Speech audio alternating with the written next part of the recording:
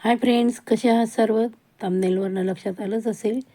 शेपूमध्ये बेसन पीठ घालून तर हे रेसिपी पाहणार आहोत. सर्वप्रथम आपण 1 वाटी बेसन पीठ घेतलं आहे. मध्यम आकाराची वाटी आहे. छान असं खमंग भाजून घेणार आहोत. त्यामुळे खूप छान अशी आपली रेसिपी तयार होणार आहे. सर्वप्रथम आपण जी शेपूची भाजी आहे ती स्वच्छ निवडून घेतली. निवडल्यानंतर स्वच्छ धुवून घेतली आणि एकदम बारीक चिरून घेतली आहे. मी ती त्याचा व्हिडिओ दाखवला नाही, नाहीतर खूप मोठा होईल. आणि काय होतं, मोठा व्हिडिओ झाला ना की सगळेच कंटाळवाणा करतात, बघत नाहीत पूर्ण व्हिडिओ. म्हणून मी ते स्किप केलं आहे.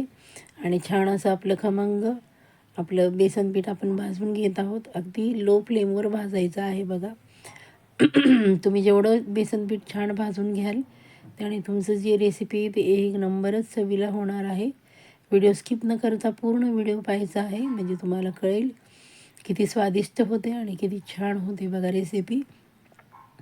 चॅनलला आपण अजूनही सबस्क्राईब केलं नसेल तर पटकन सबस्क्राईब करून घ्या. बाजूचं जे बेल आयकन आहे ते प्रेस करायला अजिबात विसरायचं नाही, जेणेकरून प्रत्येक येणाऱ्या नवीन व्हिडिओचं नोटिफिकेशन तुम्हाला सर्वात आधी मिळेल आणि तुम्ही त्याचा छान असा आस्वाद घ्याल. आणि व्हिडिओ आपण माझा कुठून पाहतात ते कमेंट करून सांगायचं आहे, म्हणजे व्हिडिओच्या शेवटी मला तुमचे आभार मानणे सोपे होईल. पुन्हा आपण छान असं तेल घालून घेतलं. थोडंसं या भाजीला तेल जास्त वापरायचं आणि जिरे घातले आहे. जिऱ्याची छान अशी खमंग फोडणी द्यायची आहे बघा त्याला. त्यानंतर आपण भरपूर असा लसूण ठेचून घेतला आहे आणि तो छान असा तेलामध्ये परतून घेणार आहोत. एक नंबरच अशी चवीला होते बघा ही रेसिपी. मैत्रिणींनो, अगदी शेपूची भाजी न खाणारे पण आवडीने खातील. त्यानंतर मी अशा 5-6 मिरच्या बारीक चिरून घातल्या आहेत. तुम्हाला हवं असेल तर तुम्ही मिरचीची पेस्ट येथे वापरली तरी चालेल. तिखट तुमच्या आवडीप्रमाणे तुम्ही कमी जास्त वापर करू शकता. हिरवी मिरची आणि लसूण आपण छान असा तेलामध्ये फ्राय करून घेणार आहोत, म्हणजे भाजीमध्ये त्याचा छान असा फ्लेवर उतरेल. एवढी छान होते की नाही की खरंच अगदी तुम्ही सारखी सारखी बनवाल. त्यानंतर आपण जी शेपूची भाजी चिरून घेतली होती ती आपण त्यामध्ये घालून घेतली. चवीप्रमाणे मीठ घालून घेणार आहोत आणि छान असं हलवून घेणार आहोत. एवढा सुगंध छान येतो आहे की नाही लसणाचा, खूप सुंदर. अगदी तुम्ही पालेभाजीला जेवढा लसूण घालाल ना तेवढी तुमची पालेभाजी खूप छान चविष्ट होते. छान असं हलवून घेणार आहोत. आपण येथे अजिबात पाण्याचा वापर करणार नाही, कारण आपण जी भाजी धुतली आहे ओलसरपणा तर आहे आणि मिठामुळे पण त्या भाजीला पाणी सुटणार आहे. त्यामुळं तुम्ही हा जो पदार्थ आहे तो अगदी 4 दिवस अगदी खाऊ शकता, एवढा छान. त्यानंतर मी 5 मिनटासाठी अगदी लो फ्लेमवर झाकण ठेवलं होतं. भाजी बघा आपण पुन्हा खालीवर करून घेणार आहोत. त्यानंतर मी एक बारीक चिरलेला टॉमॅटो टाकला आहे. त्याने तर अगदी अप्रतिम अशी चव होते भाजीची. एकदा अवश्य अशा प्रकारे बनवून बघा आणि बनवल्यानंतर कशी झाली ती मला सांगायला अजिबात विसरायचं नाही. छान असं आपण बघा परतून घेतो आहे. हे बघा, अजिबात पाणी वापरलं नाही तरी पण भाजीला छान असं पाणी सुटलं आहे. पुन्हा आपण 5 मिनटं लो फ्लेमवर झाकण ठेवणार आहोत. 5 मिनटानंतर अगदी झाकण काढलं आहे. बघा किती छान पाणी सुटलं आहे भाजीला. अगदी छान, अगदी मस्तच आपली भाजी तयार होत आहे. रेसिपी तुमच्या लक्षात अजून आली असेल तर कमेंट करून सांगायचं मी काय बनवत आहे ते.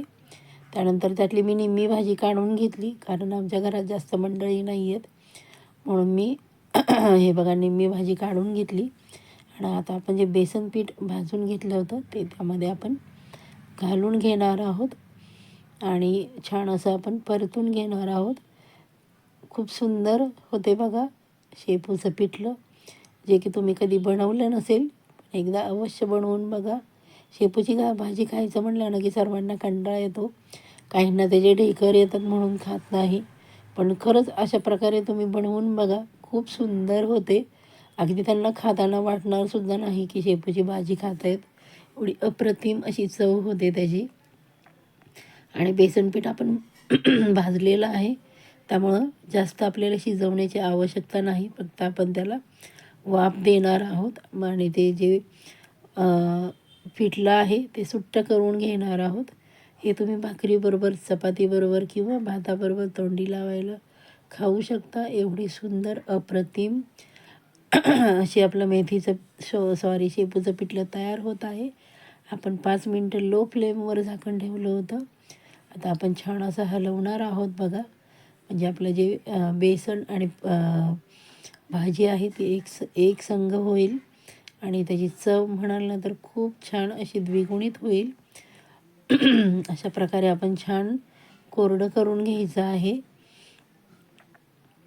हे बघा, थोडंसं मी तेल टाकणार आहे, कारण ह्याला कुठलं पण तुम्ही पिठलं करा, सुकं पिठलं करा, मेथीचं पिठलं करा, तुम्ही जेवढं त्याला तेल घालाल ना तेवढी ती भाजी चविष्ट होते आणि सुटसुटीत होते. महत्त्वाचं आता तुम्हाला दिसताना चिकट दिसेल, पण आपण ती बघा पुढे बघू शकता आपण छान अशी ती कोरडी करून घेणार आहोत. हे बघा अशा प्रकारे गोळा दिसतोय बेसन पिठामुळे. नंतर आपण ती सुट्टी करून घेणार आहोत. खूप सुंदर लागते आणि चव म्हणाला तर खरंच अप्रतिम. अगदी शेपूची भाजी न खाणारे पण आवडीने खातील. हे बघा आपण अशी पूर्ण सुट्टी करून घेतली आहे बघा. तुम्हाला दिसतंय पिठलं दिसतंय मेथीचं. कुणाला वाटणार सुद्धा नाही की शेपूची भाजी आहे म्हणून. चला तर रेसिपी जरा जरी आवडली असेल तर पटकन एक लाईक करा, हाईप करा, शेअर करा आणि कमेंट करा. सर्वांनी व्हिडिओ शेवटपर्यंत पाहिल्याबद्दल सर्वांचे मनःपूर्वक धन्यवाद. Bye bye.